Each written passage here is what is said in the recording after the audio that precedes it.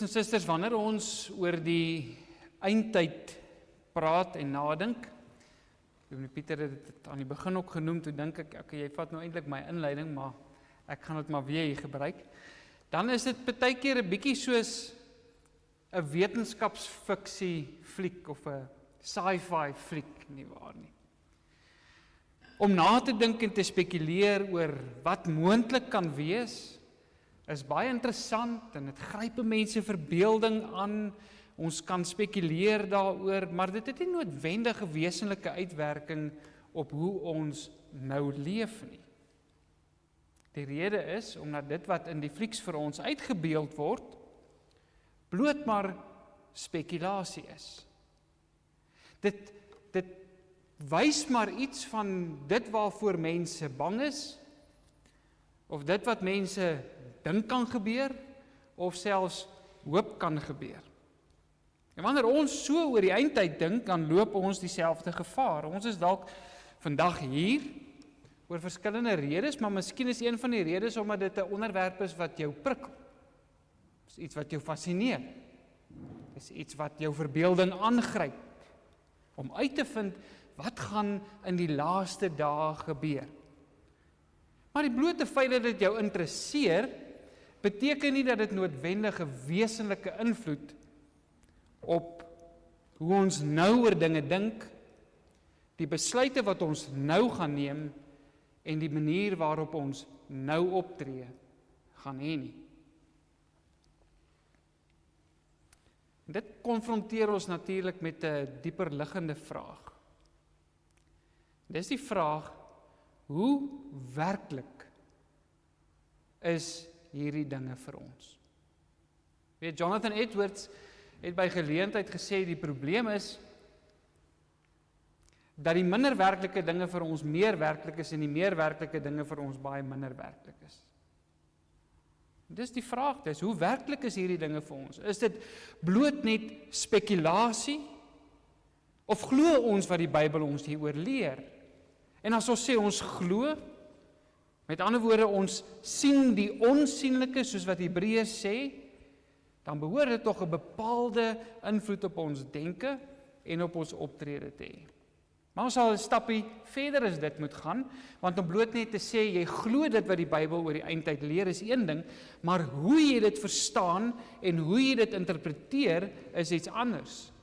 Jou eskatologie, jou siening oor die eindtyd, het 'n wesenlike uitwerking op jou optrede in aanloop tot die finale afloop daarvan. En natuurlik die ingesteldheid waarmee jy dit benader. Nou, dis belangrike vertrekpunte wanneer 'n mens by 'n onderwerp kom soos die een wat aan my gegee is, die kerk se taak tussen die kruis en die wederkoms. Terwille van begrensing gaan ek die onderwerp aan die hand van 'n gelykenis, die gelykenis van die talente, bespreek. Matteus 25, vers 14 tot 30. Nou, ons almal ken die gelykenis, so ek gaan hom nou nie lees nie, want die tyd is 'n bietjie beperk. Dit vorm deel van die profetiese rede, waaruit Dr. Addy ook sy aanbieding gedoen het, dis eintlik die gedeelte net daarna.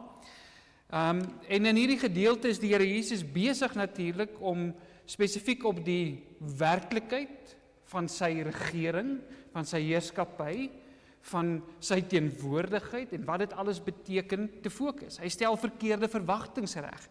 Hy berei die kerk voor ook op dit wat te wagte kan wees, wat hulle te wagte kan wees, en hy definieer ook die kerk se taak en sy roeping vir die tussentyd. So hierdie gelykenis vertel van 'n baie ryk man, sommige beskou hom selfs as 'n koning, wat vir 'n tyd lank weggegaan het, en voordat hy weggegaan het, het hy sy diensknegte bymekaar geroep, en dan het hy sy eiendom aan hulle toevertrou in die vorm van talente.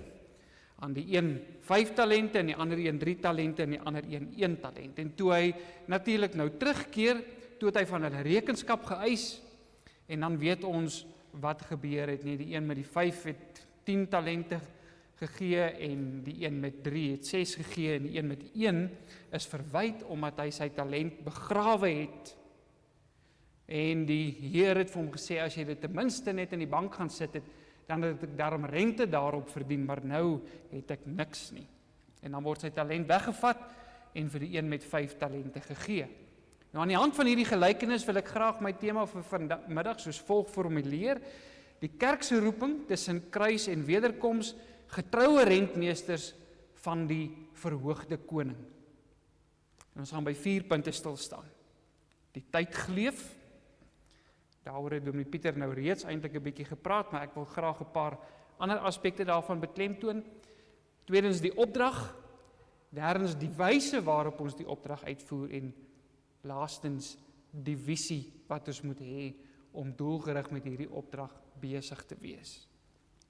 Eerstens die tyd waarin die kerk leef, die reeds, maar nog nie. Die boodskap van hierdie gelykenis is gemik op die tydperk tussen Christus se hemelvaart en sy wederkoms. Dit lei ons duidelik af uit die opmerking dat die man op reis gegaan het en sy diensknegte vir 'n tydperk alleen gelaat het. Die Heer in die gelykenis verteenwoordig natuurlik Christus en sy diensknegte die kerk of dan die gelowiges. En die doel van hierdie gelykenis is om vir ons te verduidelik waarmee die kerk besig behoort te wees in hierdie tussentyd. Nou my basiese uitgangspunt, en ek gaan ook nou maar sê waar ek staan ten opsigte van al hierdie groot woorde wat vandag gebruik is die klassieke standpunt bekend dan, soos ek nou van Dominee Pieter verstaan het vanmôre, ook 'n bietjie eintlike uitvloeisel van die postmillennialiste, is die standpunt van die amillennialisme. Ek vind myself daar tuis, maar ek sal dit nader wil definieer as positiewe amillennialisme. Nou, volgens hierdie vertrekpunt is die 1000 jaar tydperk waarna Openbaring 20 verwys nie 'n letterlike tydperk van 1000 jaar nie, maar 'n simboliese beskrywing van die tydperk tussen Christus se opstanding en dan sy hemelvaart en sy wederkoms. Die getal 1000 simboliseer afronding of volheid en dui daarom op 'n vasgestelde tydperk, wat ons nie weet hoe lank dit is nie. Die Bybel beskryf hierdie tussentyd as 'n spanningsvolle tydperk.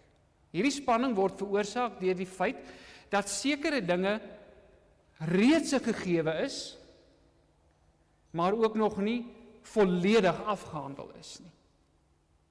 Die huisheer in hierdie gelykenis is byvoorbeeld iemand wat reeds baie besittings het. Of ons sou ook kon sê, hy het reeds 'n koninkryk. Dis nie eers iets wat hy gaan bymekaar maak en dan daarmee terugkom nie. Hy is reeds die heer van 'n klomp eiendom. En reeds voor sy vertrek is hy dus in 'n bepaalde posisie van mag en van heerskappy. En met sy terugkeer sal sy eiendom baie meer wees en sy magsgebied baie groter wees. Hieruit lei ons dus af dat sekere dinge reeds vir die kerk en vir gelowiges 'n gegewe is. Watter dinge is vir ons met ander woorde reeds waar sedert die opstanding van Jesus Christus? Christus het reeds die dood oorwin. Maar die finale afrekening met die vyand het nog nie plaasgevind nie. Gelowiges is reeds van hulle sondes verlos, maar hulle heiligmaking is nog nie voltooi nie. Die kerk is reeds bruid van Christus, maar haar voorbereiding vir die bruilof met die lam is nog nie afgehandel nie. In sy publikasie Die koms van het koninkryk verduidelik Herman Ridderbos dit soos volg. Hy sê die koninkryk het in 'n sekere sin reeds gekom, maar daar is ook 'n sin waarin die koninkryk nog komende is. Dis egter nie 'n oorweldigende spanning. Ons het gesê dis 'n spanningsvolle tyd, maar dit is nie 'n oorweldige spanning wat gelowiges magteloos en verlam laat nie. Want in hierdie tyd bely ons saam met die kerk van die eeue die werklikhede van dit wat reeds is. Dis vir ons baie belangrik. Die vraag is, wat bely ons nou reeds? Want dit help ons om hierdie spanning te kan hanteer en nie daardeur verlam te raak nie, nie waar nie. En een van die belangrikste dinge wat ons bely, is dit wat ons in die 12 artikels bely, is dat Jesus Christus opgevaar het na die hemel en sit aan die regterhand van die Vader. Met hierdie belydenis erken ons dat Jesus Christus reeds die opperheerskappy besit, dat alle mag in die hemel en op aarde reeds aan hom behoort. Dit het hy immers verklaar voordat hy opgevaar het hemel toe. Dit is aan hom gegee. Hy is as koning gesalf, soos Psalm 2 vers 6 sê. Met sy opstanding en oorwinning oor die dood, het hy sy vyande die voetbank van sy voete gemaak. En God het uiteindelik sy magtige scepter na hom uitgesteek, sodat hy te midde van sy vyande kan heers. Psalm 110 vers 2 tot 3. So hierdie is 'n belydenis wat gelowiges en die kerk hoopvol op die toekoms rig. Nee, iemand het net nou gesê hier, ons is in die wenspan se kant. Dis om te weet, daar is nie 'n manier dat ek kan verloor nie. Die koning regeer reeds. En te midde van ons lyding en te midde van die vervolging wat daar vir die kerk voorlê, help dit ons om hoopvol vorentoe te beweeg. Christus se heerskappy, broers en susters, en dis ook baie belangrik, is nie beperk tot die hemelse riekalm nie. Christus het nie opgevaar en hy sit nie aan die regterhand van die Vader om net in die hemel te regeer nie. Die lam, lees ons in Openbaring 5, is die enigste een wat waardig is om die boekrol te ontvang, waarin die raadsbesluite van God vir die afloop van die geskiedenis opgeskryf staan en dit oop te maak, met ander woorde te laat gebeur. Dit sê vir ons dat die afloop van die geskiedenis, hierdie wêreld, hierdie lewe waarin ons nou is in die hande van die lam. Dit staan onder sy heerskappy. Hy regeer nie daar bo in die hemel nie. Dis 'n belydenis wat spreek van 'n reeds bestaande werklikheid, maar wat ook met oortuigde verwagting vooruitkyk na die volledige vervulling, wanneer die Heer sal terugkeer en elke knie voor hom sal buig en sy naam sal bely. En dis die tyd waarin die kerk haarself bevind. Sedert Christus se hemelvaart leef gelowiges in hierdie tydperk tussen oorwinning en verskyning. Dit is 'n baie belangrike vertrekpunt vir ons wanneer ons die vraag moet antwoord oor wat ons te doen staan. As Christus se heerskappy nog onseker was, dan sou dit 'n wesenlike invloed op ons optrede gehad het. Hy is egter reeds koning. Hy regeer reeds. Alle mag behoort reeds aan hom. Net so seker as wat hy die dood oorwin het, so seker sal hy na die aarde terugkeer as die ruiter op die wit perd. Hoewel hierdie tussentyd 'n spanningvolle tyd vir gelowiges en vir die kerk is, een waarin daar groot verdrukking te wagte kan wees, is dit ook 'n opwindende tyd. Omdat gelowiges nie hoef te twyfel oor die werklikheid van Christus se heerskappy nie. Dis 'n opwindende tyd vir die kerk om te sien wat God gaan laat gebeur. Hoe hy hierdie koninkryk van hom alweier gaan laat uitkring. En hierdie wete behoort 'n wesenlike impak op die kerk en gelowiges se optrede te hê. En dit word dan veral duidelik in die opdrag van die Heer aan sy diensknegte. Wanneer 'n mens die gelykenis lees, dan is daar twee vrae wat by jou na vore kom. Een, waarna verwys die talente? Klink na 'n eenvoudige vraag, maar dis 'n belangrike vraag om dit te antwoord. Tweede vraag, wat presies was die opdrag aan die diensknegte? Ons sou dit ook anderster kon stel en sê, waarmee moet ons besig wees en hoe behoort ons met daardie dinge besig te wees?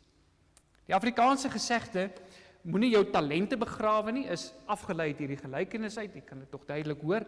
En die betekenis van die woord talent in Afrikaans is wel 'n bietjie anderster as die betekenis daarvan in Grieks of in die antieke wêreld uit. In Afrikaans is talent bloot 'n sinoniem vir jou gawes, dit wat jy goed kan doen. In die Bybel verwys talent egter na geld, vir geldeenheid of dis eintlik 'n gewigsmaat.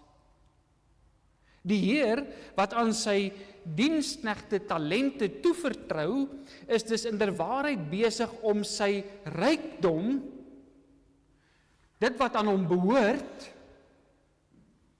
sy besittings in hulle sorg te laat. Ons sou dus breedweg kon sê dat die Here Jesus sy eiendom, sy rykdom aan sy kerk se sorg toevertrou het. Die vraag is nou, wat word dan alles daarbey ingesluit? Eenvoudig alles wat aan Christus behoort en wat hy in ons sorg gelaat het. En uit hierdie oogpunt uit kan talente byvoorbeeld verwys na die gelowiges wat Christus aan die kerk toevertrou het. Sê die Here Jesus nie vir Petrus, laat my lammers wei, pas my skape op nie. Dit kan beteken die kinders wat die Here vir my en vir my vrou gegee het om groot te maak. Dit kan verwys na die natuur waaroor ons as rentmeesters aangestel is.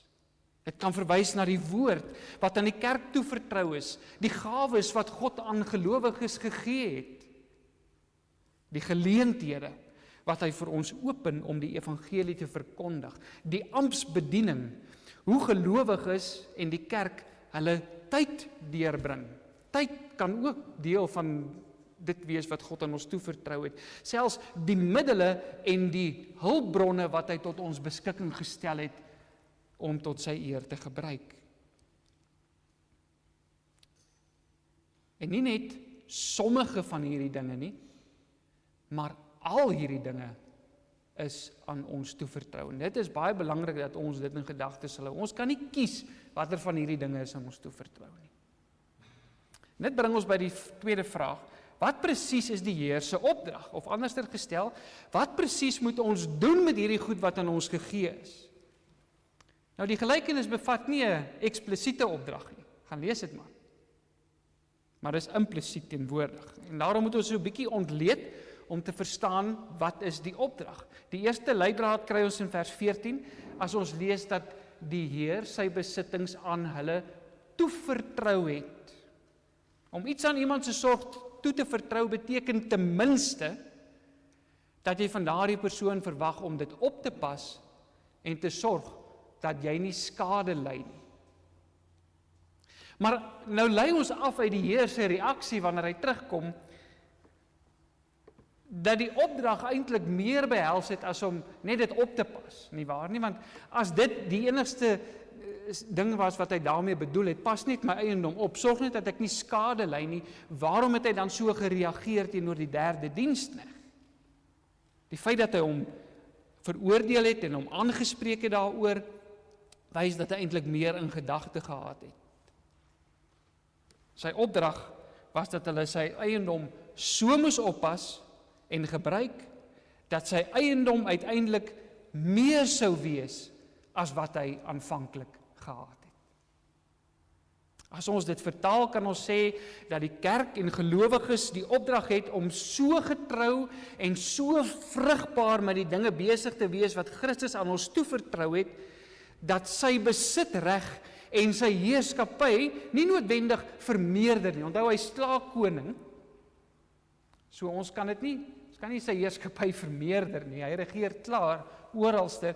Die verskil is, dit word nie orals erken nie, maar dat ons so met hierdie dinge besig is, dat sy heerskappy al wyer erken word, sy naam al meer bely word, en sy wil al meer gehoorsaam word.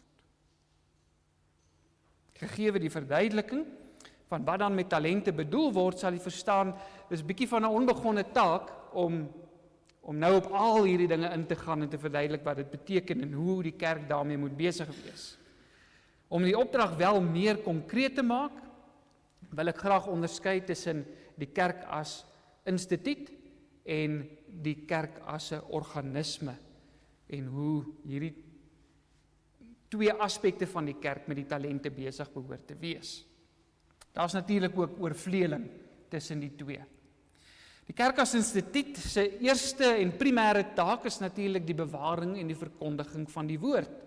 Soos die apostels in die Nuwe Testament gewaak het daarteen dat die woord suiwer verkondig word en teen dwaalleer opgetree het en hulle altyd daarteen uitgespreek het, behoort die kerk ook met jaloesheid oor die suiwere verkondiging van die skrif te waak, sodat dit saamgevat kan word in Paulus se woorde in 1 Korintiërs 2 vers 2, ek het my voorgenem om niks anders onder julle te weet nie, as Jesus Christus en hom as die gekruisigde nie.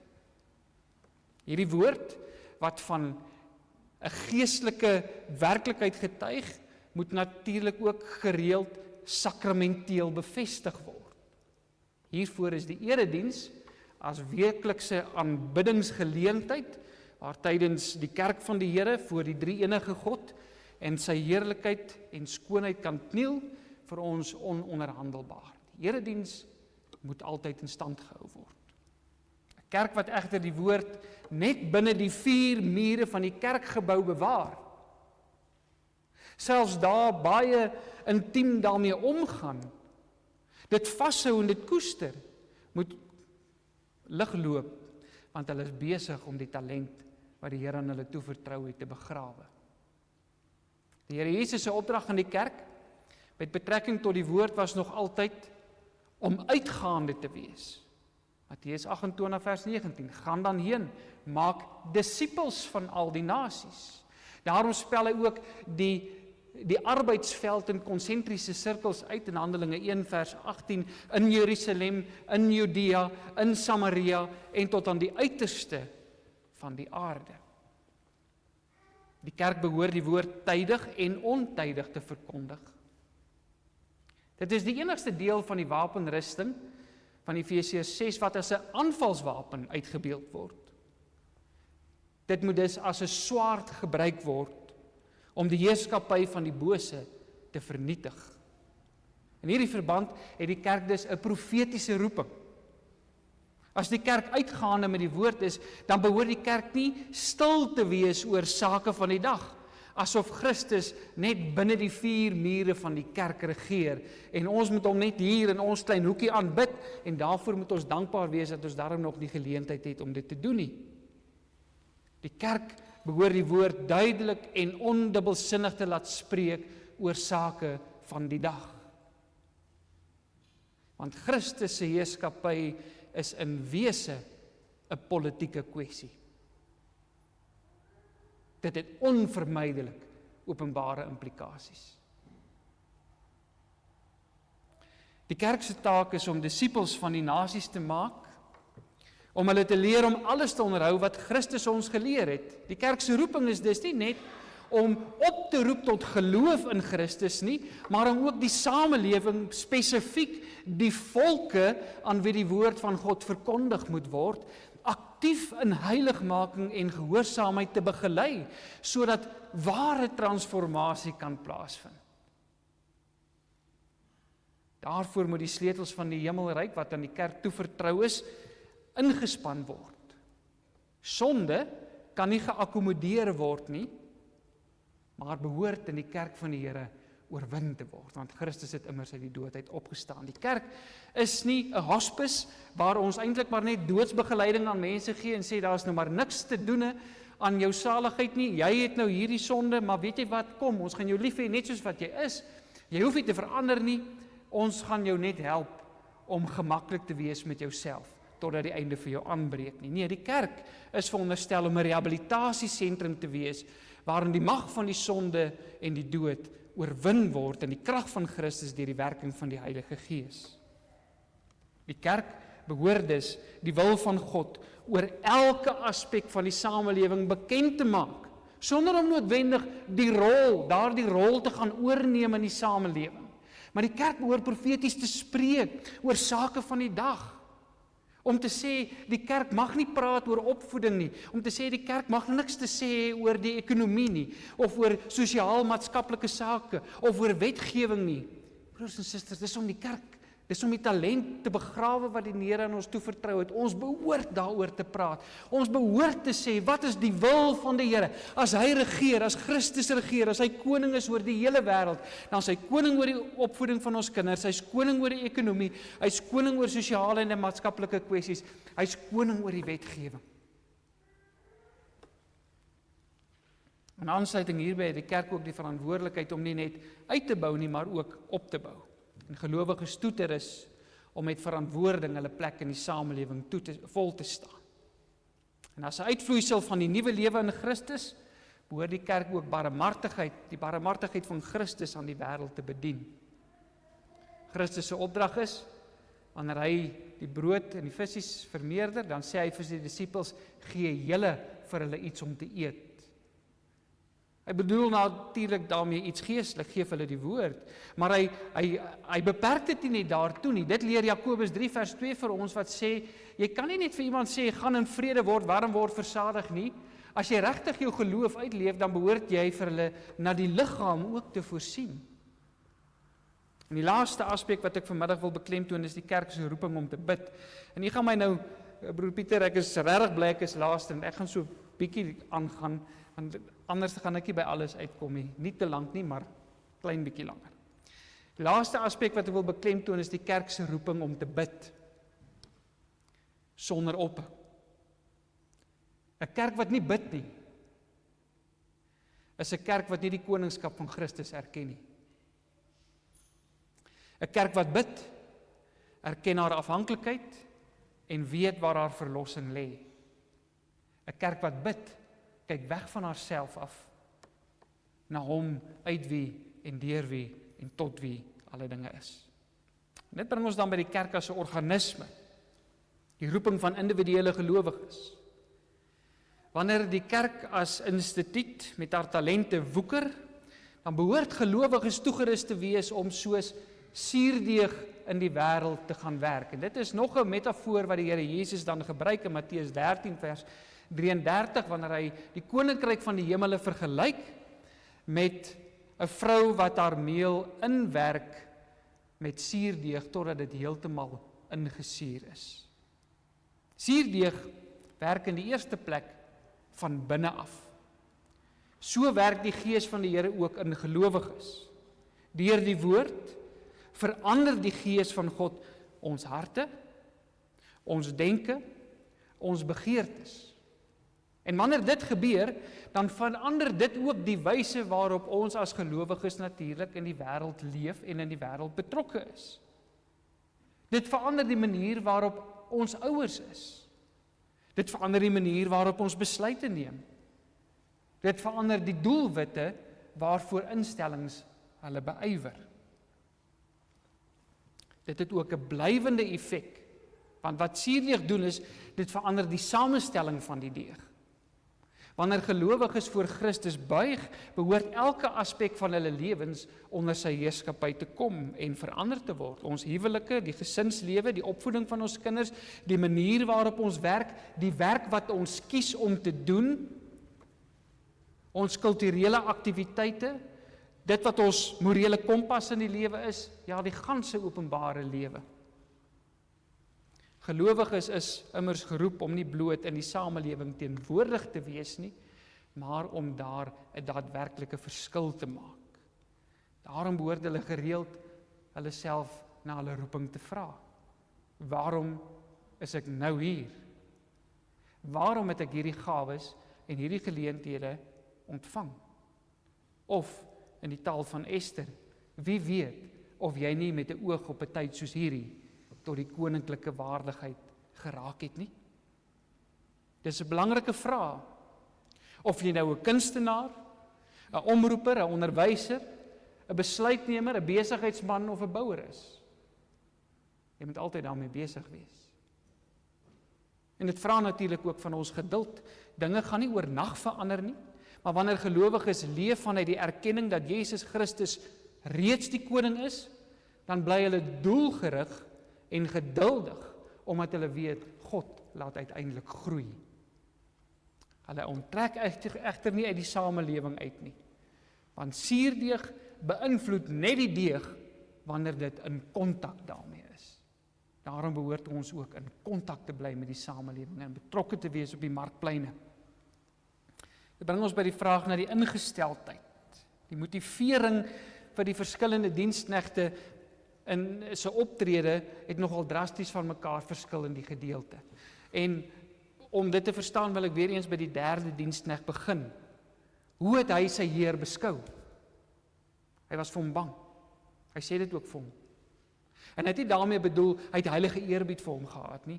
Hy was fisies vir hom bang. Hy het hom as 'n ongenaakbare man gesien. En dit het 'n bepaalde invloed gehad oor hoe hy opgetree het. En hierteenoor staan die ander twee diensknegte wat 'n heilige eerbied gehad het vir hulle Heer. Hulle het hom gerespekteer. Hulle het soveel waardering gehad vir wie hy was, dat hulle op 'n ander manier opgetree het. Net so wil die kerk van Jesus Christus, wat deur sy skoonheid en heerlikheid oorweldig is, hulle koning eer deur sy invloed en sy heerskappy uit te brei.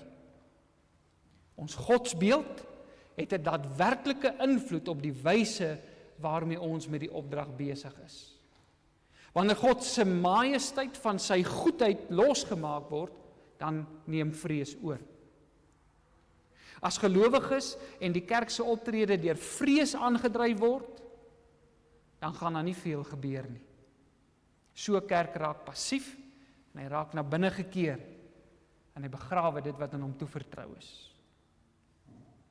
Wanneer gelowiges in die kerk egter 'n skrifgetroue godsbeskouing het, dan word hulle optrede en gesindheid deur eerbied, deur verwondering en deur 'n sterk verwagting vir die terugkeer van hulle Heer beïnvloed.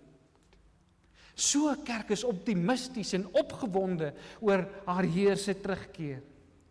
Dit neem 'n bladsy uit die boek van die postmillennialisme sonder om noodwendig 'n toekomstige goue era vir die kerk te verwag. Dis egter 'n benadering wat nie Christus se heerskappy en die koms van sy koninkryk hoofsaaklik as iets wat in die toekoms lê beskou nie. Dis ernstig oor die belydenis dat Christus regeer, dat die mag aan hom behoort. En daarom is hierdie gelowiges anders besig. Hulle werk, hulle bou, hulle verkondig, hulle stel die alternatiewe leefwyse daar buite, want Christus regeer reeds. Die triomf van die bruidegom is aansteeklik en lei tot 'n nugtere optimisme by die bruid van Christus. Dit is egter nodig dat die kerk ook met 'n duidelike en 'n doelgerigte visie moet werk, en ek gaan net kortliks iets daaroor sê, sodat hulle met vaste tred die toekoms tegemoet kan stap. Jy weet hoe dit gaan as 'n mens 'n legkaart bou nie. Ek is nie 'n groot legkaartbouer nie, maar my kinders is. En as 'n mens 'n legkaart bou, dan raak jy, veral as jy met hierdie groot legkaarte besig is, dan raak jy nogal partykeer verdwaal in al hierdie stukkies. En jy raak moedeloos en jy wonder hoe gaan jy hierdie ding klaar kry?